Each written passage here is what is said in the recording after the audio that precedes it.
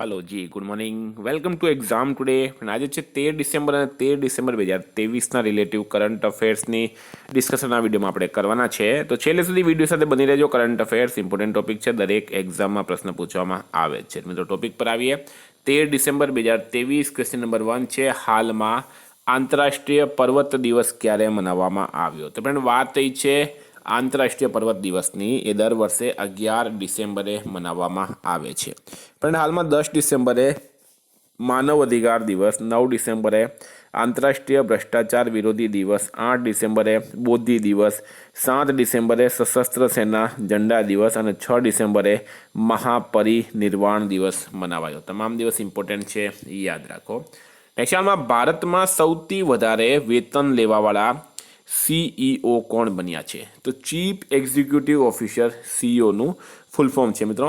વિપ્રોના CEO છે Thierry Delaporte. કોના છે? વિપ્રોના સીઈઓ છે ભારતમાં થિયરી ડેલાપોર્ટે. એ ભારતમાં સૌથી વધારે પગાર લેવાવાળા સીઈઓ બની ગયા છે. હાલમાં ગુજરાતી સાહિત્ય પરિષદના પ્રમુખ તરીકે કોણ ચૂંટાયા છે? તો પણ ગુજરાતી સાહિત્ય પરિષદના પ્રમુખ કોણ બન્યા હાલમાં? તો રાઈટ આન્સર છે મિત્રો હર્ષદ ત્રિવેદી. હર્ષદ ત્રિવેદી ગુજરાતી સાહિત્ય પરિષદના હાલમાં પ્રમુખ તરીકે ચૂંટાયા છે.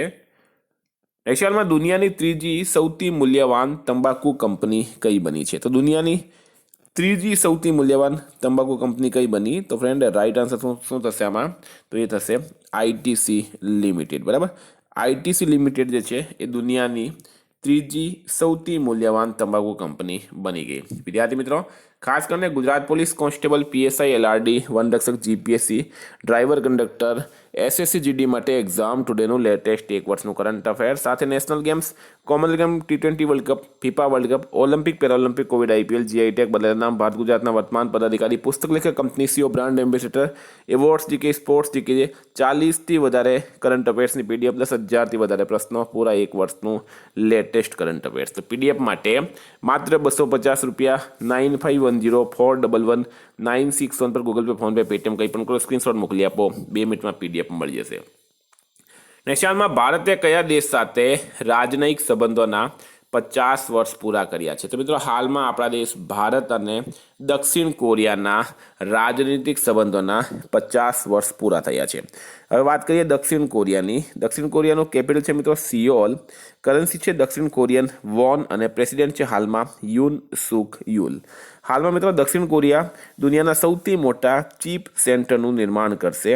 યુન સુક યોલ દક્ષિણ કોરિયાના નવા રાષ્ટ્રપતિ બન્યા છે. સ્પેસ એક્સે દક્ષિણ કોરિયાના સૈન્ય ઉપગ્રહ એનાસીસ-2ને સફળ લોન્ચ કર્યો. પોતાનો પહેલો સ્વદેશી અંતરિક્ષ રોકેટ નૂરી, આ યાદ રાખજો મિત્રો, ઇમ્પોર્ટન્ટ રહેશે. નૂરી જે છે એ દક્ષિણ કોરિયાએ હાલમાં લોન્ચ કર્યો છે. નેક્સ્ટ હાલમાં કયા દેશે દુનિયાનો પહેલો ચોથી પેઢીનો પરમાણુ રિએક્ટર શરૂ કર્યો? તો કયા દેશે દુનિયાનો પહેલો ચોથી પેઢીનો પરમાણુ રિએક્ટર શરૂ કર્યો? તો રાઈટ આન્સર છે આમાં ચીન દેશે. કોણે કર્યું છે? ચીન દેશે કર્યું છે. હવે વાત કરીએ મિત્રો ચીનની. ચીનનું કેપિટલ છે બીજિંગ. ચીનના હાલમાં પ્રેસિડેન્ટ છે શી જિનપિંગ. ભારત અને ચીન વચ્ચે મિત્રો મેકમોહન રેખા આવેલી છે. હાલમાં ચીને દુનિયાના સૌથી ફાસ્ટ ઇન્ટરનેટની લોન્ચિંગ કરી. ફિલિપિન્સે ચીનના બેલ્ટ એન્ડ રોડ ઇનિશિયેટિવથી બહાર નીકળવાનો નિર્ણય કર્યો છે. ભારતે ચીનની સૌર ઉર્જા આયાતમાં 76%ની કટોતી કરી છે. હાલમાં રક્ષા રમૈયા કયા રાજ્યની ટેબલ ટેનિસ એસોસિએશનની અધ્યક્ષ બની છે? તો ફ્રેન્ડ વાત થઈ છે રક્ષા રમૈયા કયા રાજ્યની ટેબલ ટેનિસ એસોસિએશનની અધ્યક્ષ બની? તો ફ્રેન્ડ રાઈટ આન્સર થશે આમાં કર્ણાટકની. બરાબર, કર્ણાટક રાજ્ય ટેબલ ટેનિસ એસોસિએશનની અધ્યક્ષ બની ગઈ છે રક્ષા રમૈયા. મિત્રો વાત કરીએ હવે કર્ણાટકની. કર્ણાટકના સીએમ છે સિદ્ધા રમૈયા, રાજ્યપાલ છે થાવરચંદ ગેહલોત અને કર્ણાટકનું કેપિટલ છે બેંગલુરુ. હાલમાં નમ્મા કંબાલા પ્રતિયોગિતાનું આયોજન બેંગલુરુમાં થયું. મહિલા નેતૃત્વવાળા સ્ટાર્ટઅપની સંખ્યામાં બેંગલુરુ ટોપ પર રહ્યું. ન્યૂ લિટરેચર ફેસ્ટિવલ 2023નું આયોજન બેંગલુરુમાં થશે. ભારતના પ્રથમ ભૂમિગત ટ્રાન્સફોર્મરનું ઉદ્ઘાટન બેંગલુરુમાં કરાયું. કર્ણાટક સરકારે ગૃહલક્ષ્મી યોજનાની શરૂઆત કરી.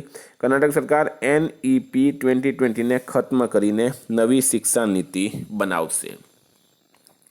હાલમાં World Association of Investment Promotion એજન્સીનો વિશ્વ નિવેશ સંમેલન ક્યાં આયોજિત થશે? તો ભારતના ન્યૂ દિલ્હી ખાતે World Association of Investment Promotion એજન્સીનો વિશ્વ ઇન્વેસ્ટમેન્ટ સંમેલનનું આયોજન કરવામાં આવશે. નેશાલમાં કઈ સંસ્થા દ્વારા ઇન્ફ્યુઝ મિશનના ભાગરૂપે એક ધ્વનિ રોકેટ લોન્ચ કરવામાં આવ્યું છે? તો પણ હાલમાં નાસા દ્વારા, બરાબર, નાસા દ્વારા ઇન્ફ્યુઝ મિશનના ભાગરૂપે એક ધ્વનિ રોકેટ લોન્ચ કરવામાં આવ્યો. National Aeronautics for Space Administration નાસાનું પૂરું નામ છે. એના પછી હાલમાં કયા દેશના પૂર્વ બેટ્સમેન જો સોલોમનનું નિધન થયું છે? તો ફ્રેન્ડ હાલમાં જો સોલોમન વેસ્ટ ઇન્ડિઝના પૂર્વ ક્રિકેટર હતા, પૂર્વ બેટ્સમેન હતા, એમનું હાલમાં નિધન થયું છે. આપણે એમને શ્રદ્ધાંજલિ આપીએ. નેશનલમાં વિકસિત ભારત 2047 વોઇસ ઓફ યુથ પહેલની શરૂઆત કોણે કરી છે? તો વિકસિત ભારત 2047 વોઇસ ઓફ યુથ પહેલની શરૂઆત કોણે કરી? તો ફ્રેન્ડ રાઈટ આન્સર થશે આમાં નરેન્દ્ર મોદીએ. કોણે કરી છે? નરેન્દ્ર મોદી દ્વારા વિકસિત ભારત 2047 વોઇસ ઓફ યુથ પહેલની શરૂઆત કરવામાં આવી છે. હાલમાં ખૂબ ખૂબ ઇમ્પોર્ટન્ટ મિત્રો એક્ઝામની દ્રષ્ટિએ નરેન્દ્ર મોદી ભારતના વડાપ્રધાન છે. હાલમાં રિજનલ એથ્લેટિક્સ પ્રતિયોગિતાની 100 મીટર સ્પર્ધામાં કોણે ગોલ્ડ મેડલ જીત્યો? તો રિજનલ એથ્લેટિક્સ પ્રતિયોગિતાની 100 મીટર સ્પર્ધામાં કોણે ગોલ્ડ મેડલ જીત્યો? તો ફ્રેન્ડ રાઈટ આન્સર થશે આમાં અબ્બાસ જેદી. બરાબર, અબ્બાસ જેદીએ રિજનલ એથ્લેટિક્સ પ્રતિયોગિતાની 100 મીટર સ્પર્ધામાં હાલમાં ગોલ્ડ મેડલ જીત્યો છે અબ્બાસ જેદીએ. નેશનલમાં આવેલ સ્ટાર્ટઅપ ફંડિંગ વિશ્વ રેન્કિંગમાં કોણ ટોપ પર રહ્યું છે? તો સ્ટાર્ટઅપ ફંડિંગ વિશ્વ રેન્કિંગમાં કોણ ટોપ પર રહ્યું? તો ફ્રેન્ડ રાઈટ આન્સર થશે અમેરિકા. બરાબર, કોઈ પણ દેશમાં જે સ્ટાર્ટઅપ શરૂ થાય છે એમાં સૌથી વધારે ફંડિંગ કયા દેશમાં સ્ટાર્ટઅપ્સને મળી છે એની આ રેન્કિંગ છે. એમાં અમેરિકા નંબર 1 છે. America number 1. સેકન્ડ નંબર પર છે મિત્રો બ્રિટેન અને ત્રીજા નંબર પર છે ચાઇના. ભારત જે છે મિત્રો એ ચોથા નંબરે છે. ભારત આમાં ચોથા નંબર પર છે. હવે વાત કરીએ અમેરિકાની. અમેરિકાના પ્રેસિડેન્ટ છે મિત્રો Joe Biden, vice president Kamala Harris. Bharat America વચ્ચે Cope India, Tiger Triumph, Vajra Prahar, Yudh Abhyas આ 4 ડિફેન્સ એક્સરસાઇઝ થાય. ફિનટેક યુનિકોર્નના મામલામાં યુએસએ ટોપ પર રહ્યું. ભારતની બહાર ડૉક્ટર ભીમરાવ આંબેડકરની સૌથી મોટી પ્રતિમાનું અનાવરણ મેરીલેન્ડ અમેરિકામાં કરાયું. ભારતની બહાર દુનિયાના સૌથી મોટા હિન્દુ મંદિરનું ઉદ્ઘાટન ન્યૂ જર્સીમાં કરવામાં આવ્યું છે. નેશાલમાં અમેરિકી સરકાર દ્વારા કોને 2023 આંતરરાષ્ટ્રીય ભ્રષ્ટાચાર વિરોધી ચેમ્પિયન નામિત કરાયા? તો અમેરિકન સરકાર દ્વારા 2023 આંતરરાષ્ટ્રીય ભ્રષ્ટાચાર વિરોધી ચેમ્પિયન નામિત કરાયા છે. કોને? તો રાઈટ આન્સર છે મિત્રો નિખિલ ડેને નામિત કરવામાં આવ્યા છે. ખૂબ ખૂબ ઇમ્પોર્ટન્ટ. હાલમાં કયા રાજ્યની લાકાડોંગ હળદરને જીઆઈ ટેગ મળ્યો છે? તો કયા રાજ્યની છે? લાકાડોંગ. બરાબર, લાકાડોંગ હળદરને જીઆઈ ટેગ મળ્યો. તો ફ્રેન્ડ શું છે રાઈટ આન્સર આમાં? તો એ છે મેઘાલય. મેઘાલયની લાકાડોંગ હળદરને હાલમાં જીઆઈ ટેગ આપવામાં આવ્યો છે. મેઘાલય રાઈટ આન્સર થશે. હવે મિત્રો વાત કરીએ મેઘાલયના સીએમ છે કોનરેડ સંગમા. મેઘાલયના રાજ્યપાલ છે ફાગુ ચૌહાણ અને મેઘાલયનું કેપિટલ છે શિલોંગ. હાલમાં મેઘાલયના મુખ્યમંત્રીએ ઉમદિહારમાં અનાનાસ પ્રસંસ્કરણ ઇકાઈનું ઉદ્ઘાટન કર્યું. મેઘાલય સરકારે મુખ્યમંત્રી સૌર મિશન શરૂ કર્યું.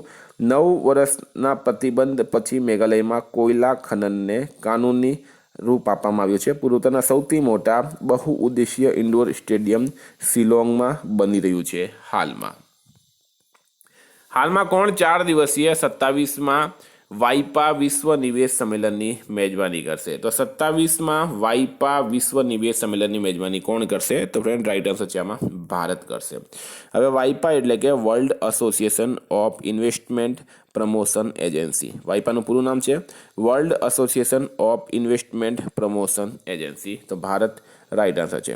હવે મિત્રો વાત કરીએ આપણે ભારતની. તો હાલમાં મલેશિયાએ ભારતના નાગરિકોને ફ્રી વિઝા આપવાની જાહેરાત કરી છે. ભારત સોશિયલ મીડિયાના સખ્ત આયુ સત્યાપન યોજના બનાવી રહ્યું છે. ભારતે 2023-24માં રેકોર્ડ 41,010 પેટેન્ટ કરાવ્યા. ભારત સળંગ ત્રીજી વખત AIBDનો અધ્યક્ષ બન્યો છે. ભારત ICCના 3 ફોર્મેટમાં નંબર 1 બન્યો છે. ભારત સળંગ 6ઠ્ઠા મહિને ઉભરતા બજારમાં ટોપ પર રહ્યું છે. હાલમાં ડૉક્ટર મોહન યાદવ કયા રાજ્યના નવા મુખ્યમંત્રી બન્યા છે? તો મિત્રો વાત છે ડૉક્ટર મોહન યાદવ મધ્યપ્રદેશના નવા મુખ્યમંત્રી બની ગયા છે મોહન યાદવ, બરાબર. બીજેપીની સરકાર બની છે. પહેલાં શિવરાજસિંહ ચૌહાણ મધ્યપ્રદેશના મુખ્યમંત્રી હતા, હવે મોહન યાદવ બની ગયા. મિત્રો, મધ્યપ્રદેશની વાત થઈ છે. કેપિટલ છે ભોપાલ. મધ્યપ્રદેશના રાજ્યપાલ છે મંગુભાઈ પટેલ, આપણા ગુજરાતના છે. હાલમાં મધ્યપ્રદેશમાં ભારતની સૌથી મોટી પંપ ભંડારણ પરિયોજનાની આધારશિલા નીમચમાં મૂકવામાં આવી. નેશનલ સ્માર્ટ સિટી કોન્ક્લેવમાં ઇન્દોરને સર્વશ્રેષ્ઠ સ્માર્ટ સિટીનું સ્થાન મળ્યું. ભારતના મધ્યપ્રદેશમાં 54મો ટાઈગર રિઝર્વ વિરાંગના દુર્ગાવતી ટાઈગર રિઝર્વને હાલમાં ખુલ્લું મૂકવામાં આવ્યું છે. મધ્યપ્રદેશની કેબિનેટે મોબ લિન્ચિંગ પીડિત મુઆવજા યોજનાની મંજૂરી આપી. લાડલી બહેના યોજના એ મધ્યપ્રદેશની એક પ્રખ્યાત યોજના છે.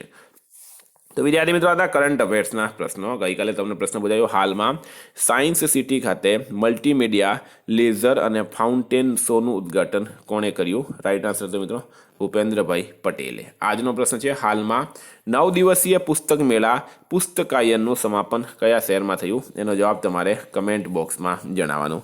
ફ્રેન્ડ, વોટ્સએપ અને ટેલિગ્રામની લિંક ડિસ્ક્રિપ્શન બોક્સમાં આપેલી છે. PDF માટે 9510411961 પર કોન્ટેક્ટ કરો. Thank you. ફરી મળીશું નવા વિડીયો સાથે. જય હિન્દ.